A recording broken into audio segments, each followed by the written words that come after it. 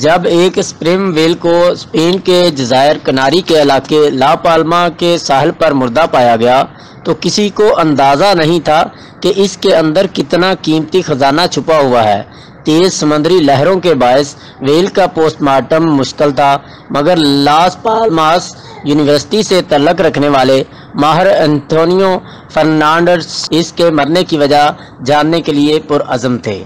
इन्हें शुबा था कि हाजमे के मसाइल के बायस व्हेल हलाक हुई और इसी वजह से इन्होंने आंतों का जायज़ा लिया और वहाँ इन्होंने एक सख्त चीज़ को दरियाफ्त किया।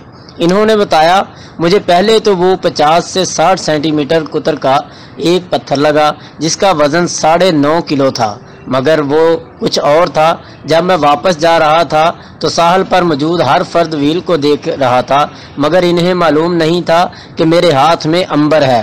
अंबर एक नायाब मादा है जिसे अक्सर तैरता सोना भी कहा जाता है और इसे सदियों से परफ्यूम्स के लिए इस्तेमाल किया जा रहा है। एंटोनियो फर्नांडस को अंबर का जो टुकड़ा मिला इसकी मालियत 5 लाख यूरो लगभग 15 करोड़ पाकिस्तानी रुपए थी।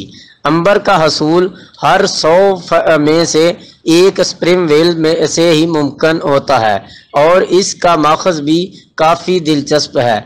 स्पर्म व्हेल काफ़ी तादाद में कटल फिश और स्क्वाड खाती है जिसका बेशतर हिस्सा हजम नहीं हो पाता और वो इसे कैद की सूरत में बाहर निकाल देती है, मगर गोश्त की कुछ बाकियात बरसों तक व्हेल के आंतों में इकट्ठी होकर अंबर की शक्ल इख्तियार कर लेती हैं।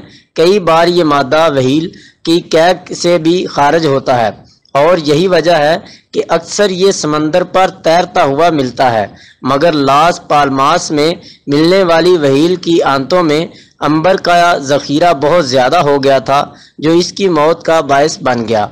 अब लास पाल्मास यूनिवर्सिटी इस अंबर को फ़रोख्त करना चाहती है और एंटोनियो फर्नांडस ने बताया कि इन्हें तवक्का है कि अंबर की फ़रोख्त से मिलने वाले पैसों को 2021 में ला पाल्मास में आतिश फ़शां फटने से मुतासर होने वाले अफराद की बहाली के लिए खर्च किया जाएगा।